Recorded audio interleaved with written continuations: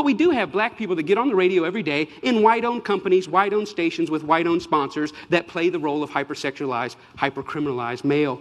I ask these advertisers, I say, I've got hundreds of songs a day that celebrate killing animals. Will you put them on your station? They said, no. I got hundreds of songs a day that talk about assaulting women and abusing kids. Would you put them on your station? They said, no. I said, I got hundreds of songs a day that talk about murdering blacks. Would you put them on your stations? They said, well, that depends.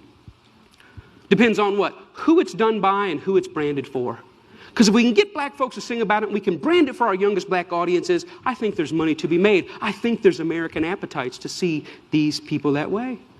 I said, how can you say that? They said, well, look, it's what these artists know. It's what they, black people, create. It's, matter of fact, our surveys say it's what they want to hear, which speaks of a sickness. How do we live in a society where somebody says, you know what, I'm inspired to write a song that celebrates murdering another person. And then a person says, I'd like to put that on my station. Another person said, I'd like to pay for it. And then there's people out here in the audience that go, I'd love to hear it, as long as it's black guys. Because even white people buy rap music, buy this type of stuff, because we know that when we want to hear about killing each other, we know who to turn to for that type of inspiration. Stopping it there, and welcome to Mika Reaction Reviews, where we react to things on the internet. Same day, same shirt, different video. And today, I'm reacting to this short clip. I'm not really sure who he is. I think he works in the music industry somehow. It's called Black Murder is a Marketing Strategy. That's the name of the clip. And this is off the heels of Takeoff's death. Takeoff is a rapper. I think he was part of like a rap crew. I think maybe his genre was gangster rap. I'm not going to pretend I'm a fan of Takeoff, but it was a big story. Apparently he was a big part of the industry. You know, a lot of people have come out and spoke about him. Some of the biggest A-listers like Cardi B have come out and, you know, given their condolences and stuff like that. But the thing is, after he was shot, I believe he was either shot by friendly fire or someone shot this person. I don't know if the full report has come out yet. There was this big outcry about the negative side effects and influence that rap and gangster music have in the black community and how we need to stop supporting it. And this is one of the other clips that kind of came out of this, kind of went viral after that outrage happened. And so I do want to finish my point because I do have a bit to say about this, but I'm going to let this sort of clip play out, react to the clip, and then give you my commentary about how I feel about the whole Takeoff situation, how I feel about the whole outcry, about the influence of gangster rap in the black community, and feeling private as prisons. But we're gonna get back into the clip. So here we go. We call it our music. We say we own it. White people buy more rap than black people. Yeah, but we're very careful to turn it down at the stoplight when other black people are there. Why? Because we know we're just pretending. For them, it's more authentic and real. I always ask the companies, what about your name? What about your brand? What about your value? And the largest radio company in the world said this: it's okay that we only have drug dealers on our black youth stations. We only have murders on our black youth stations. We support black charities. We give out water at the Martin Luther King parade. I think we've got it covered. We've bought them off. Now, people get upset, the smartest guys in the room again. You're talking about censorship. I don't believe that. I believe in free art. Make whatever you want. I believe you should make music about anti-Semitism. I believe you should make music about killing dogs. I believe in this country you should make music about bashing homosexuals and driving them behind trucks. I believe you should make music about stringing people up on trees. I believe you should make music about killing whitey. I believe you should make all that music. But I also believe that in the mainstream marketplace, people should hesitate associating their name with certain content. The thing is, I'm also very pro non-censorship. I think that freedom of expression should be upheld in America, or mostly in every country if that's possible. However, it is the constant overt display of dead black bodies or overt, vulgar, sexualized black bodies that is always in the forefront and always on the mainstream stage. That is the issue. It makes you side-eye and go, why is that? It's not diverse, right?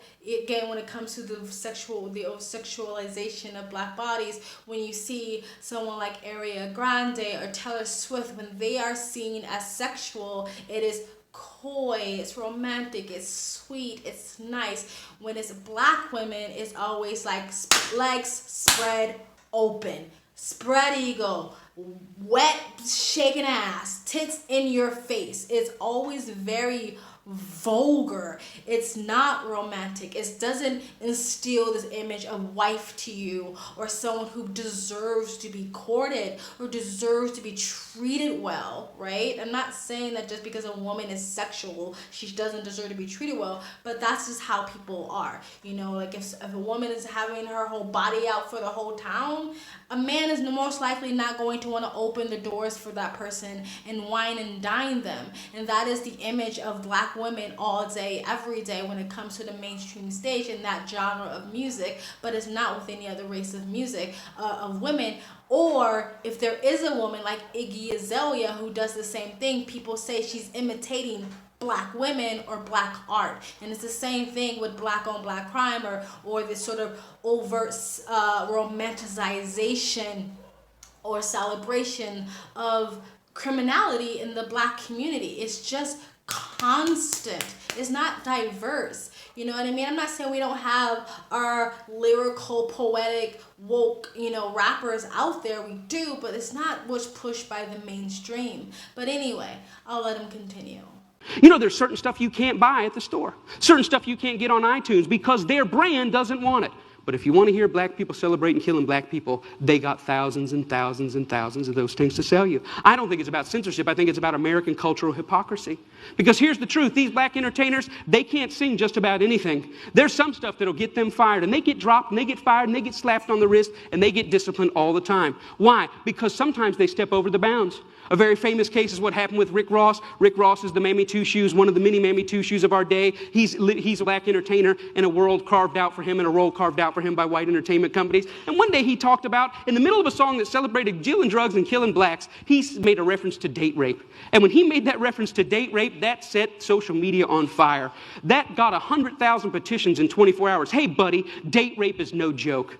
That had white people standing outside of Reebok in New York saying, you better take this seriously. We're tired of a rape culture in America. One line in one song moved the masses. And you know what Reebok did? Did they stand by him and say, hey, we believe in freedom of speech. We believe in freedom of expression. It's just a song. Calm down. No, they fired his tail on the spot.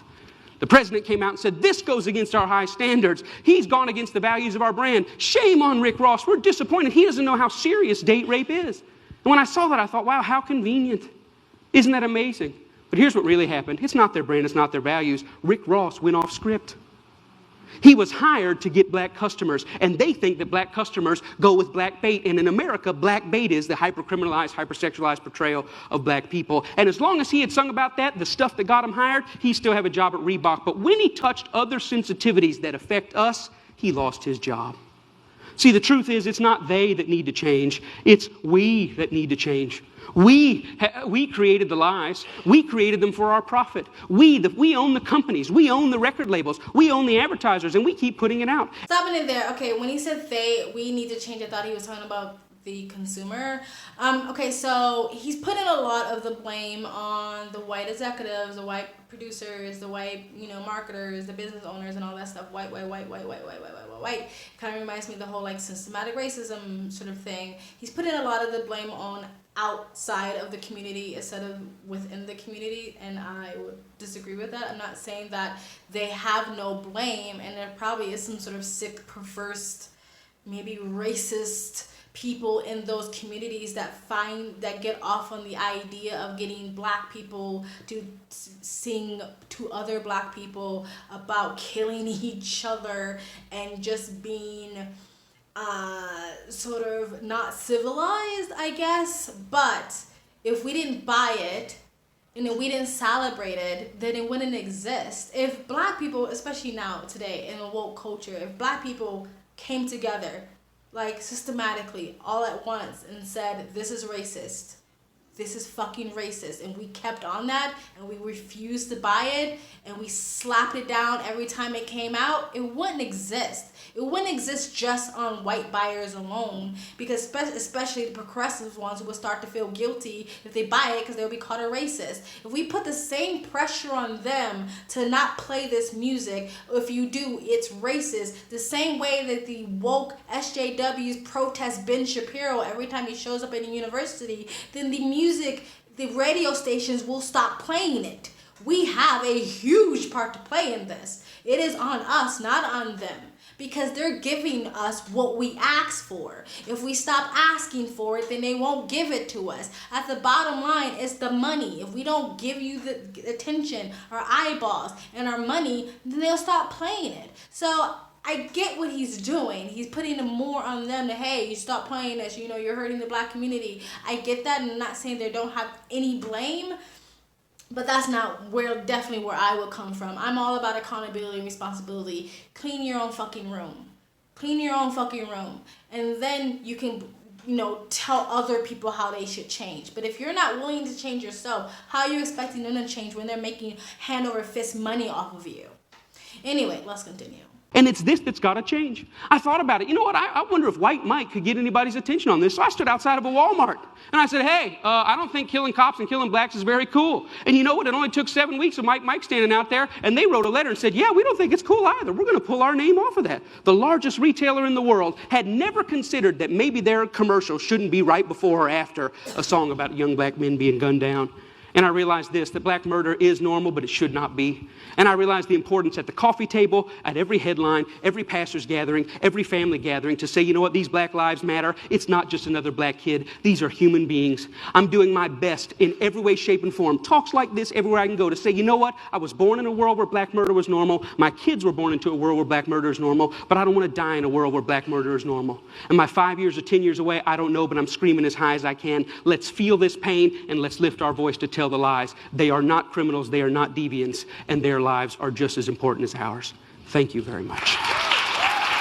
I agree with mostly everything that he said, except, it seemed like he's putting most of the blame on the executives and the big brands and the corporations and stuff like that. I don't think that's who you should be relying on to change the culture. So again, I spoke about how this came off the heels of Takeoff's death. And sort of this outcry of, oh, we need to stop, celebrating this type of music, this type of genre of music. And when I saw that, yeah, it's nice to see the comment section pretty much unanimously agree that this is a thing that needs to happen. But do I think it's going to change? No, I don't think it's going to change at all. I'm sorry. This is not the first time someone like Takeoff has lost their life, unfortunately. Probably won't be the last, who will lose their life in a very similar fashion. And the music will continue to be produced, the music will continue to be purchased, and the music will continue to be celebrated. And the artists who make the music will continually be celebrated. This is not going to change because this is not the first time, the last time, the 13th time, the 20th time, the 100th time that this conversation has happened. This has happened for generations. I remember being a little kid watching, I think, Oprah, and a bunch of black mothers were begging rappers to stop, using so much explicitity in their rap songs or degrading women or celebrating criminality, and they were basically told to shut up and that they were squares, right? Under the disguise of anti-censorship. And so this is a conversation that has been on the kitchen table in the black communities and black households for a very long time, and it still hasn't changed anything. I think that this is something that people do when someone loses their life. You hashtag RIP, you put things in your bio and stuff like that, and you just go on your merry way and you do the same thing that you always did. People still listen to R. Kelly loud and proud in their car, even though they know that he is a child predator. And they use the excuse of, I separate the art from the artist. Well, bullshit. You're lazy. You don't want to change your ways. You don't want to change your habits. You like the music and you just want to listen to it. And you don't care that it supports a child predator.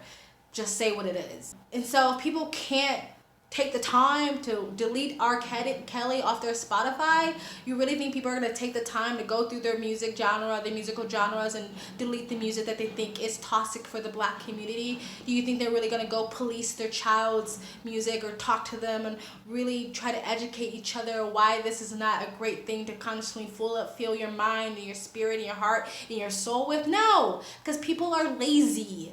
It's just human nature. I'd rather blame someone else for the problem to fix my own room, to clean my own room.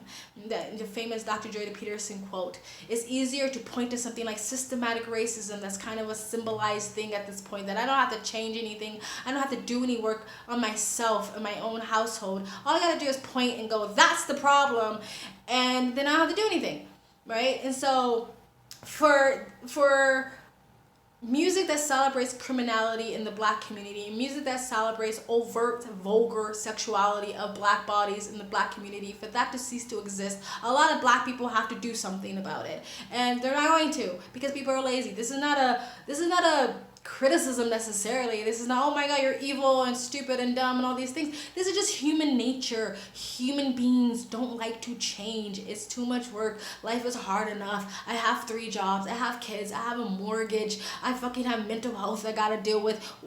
This is not something I want to fucking talk about right now. This is not something I want to have to do right now, even though it would be beneficial, especially in the long run, for the next generations of black boys and girls. But hey, it's too hard. So we'll do what this guy did. We'll point the fingers at the executives instead. We'll point the fingers at the music studios and the corporations, and we'll say, you should change. You should change because you're the big guys. But they're not going to, because you're still buying it. So why would they change it? It makes them money, right? I reacted to a video not that long ago about this rapper who said he was brought into a meeting and was told, because private prisons had put a lot of money into this genre, that they need rappers to promote crime to fill up these prisons. If I can find the video, I'll put it in here. If not, you can look for it on my channel. The letter is the secret meeting that changed rap music and destroyed a generation. Early 1991, I was invited to attend a closed-door meeting with a small group of business insiders to discuss rap music's new direction. Little did I know we would be asked to participate in one of the most unethical and destructive business practices ever seen. The speaker went on to tell us that the respective companies we represented had invested in a very profitable industry, which could become even more rewarding with our active involvement. Damn. He explained that the companies we worked for had invested millions into the building of privately owned prisons, and that our positions of influence in the music industry would actually impact the profitability of these investments. He told us that since our employees had become silent investors in this prison business, it was now in their interest to make sure that these prisons remain filled. Our job would be to help make this happen by making music which promote criminal behavior, rap being the music of choice. People have been talking about this forever, and nothing changes. So it's especially the fact that the black community has been hell-bent on making sure we own this genre as blackness. And if anybody tries to copy it like Iggy Azalea, then you're appropriating our culture. Because our culture apparently is shaking our asses and shooting each other and talking about baby mama drama. Like, that's just black culture, and we celebrate it and we own it. We're gonna just get rid of our culture? You know what I mean? Of course, I'm being facetious here. Like, I don't consider it black culture at all. I consider it urban culture, a certain section of urbanness. That is what that is. It's not black culture to me, but we've been hell-bent of owning it to the point where just 24 hours after the outrage of getting rid of this type of genre of music that's hurting the black community, Meg Thee Stallion and a couple of other celebrities came out with a petition to say that that gangster rap or this music cannot be used in trials to prove a case, which I understand that. However, if someone made a song about committing a crime, then maybe you could use it, but it was under the disguise of protecting blackness, because again, we own this genre. We are this now. Black people killing each other, celebrating criminality, romanticizing hood culture or struggle love and all that other shit. Trap houses and baby mamas and multiple baby daddies and all that stuff. That's now blackness. That's now blackness. So why would they change it? It's our culture now. We owned it. We fought for many years to make sure people know all around the world that that is who we are. So why would it go anywhere? So that's the end of this video. That's all I really wanted to say. I don't think it's going to change. I think on an individual level, people will start to realize that you have to limit the amount of toxic shit you allow into your spirit, into your mind, into your heart. It desensitizes you, it rots you from the inside out. I'm not a purist. I actually think there's a time and a place for vulgar art, for dark art. I am not a purist. But when it's a constant thing, and especially when you're growing up on it, and especially when your celebrities and your idols are telling you that is your culture, you might want to think about it. Just came out. Anyway, that's it, guys. Tell me what you think. Tell me what you think about this whole takeoff thing. Do you think I'm full of shit? Do you agree with me? What about the guy that I reacted to? What do you think about what he said in the comment section below? Let me know. And please like, comment, and subscribe. Hit that bell to get notifications when I do upload. All of that really does help with the algorithm, guys. If you'd like to support the channel further, you can donate. My PayPal me link is in the description box below and also in the comment section. Of course, it helps, but you don't have to. You can just like, comment, and subscribe. Another great way to support this channel is either join my brand new membership program, different levels, different tiers, different perks, or you can visit my brand new merch shop. Links down below, and links to all of the internal platforms I'm on, my socials, including my Discord, my Rumble, my Minds.com, my Odyssey, my Twitter, and all the links to all the other YouTube channels I have are always in the links down below. And if you like, you can super thanks. I also have a second travel vlog channel. I travel as a lifestyle. I live abroad. If you'd like to know where I am in the world, you can go to the description box below and also in the comment section. Hit the link, go subscribe to my travel vlog channel, and or follow me on my travel Instagram. My storage is usually what's most up to date. And you guys have an amazing day. Bye. We wouldn't shoot each other dead in the streets and then rap about it.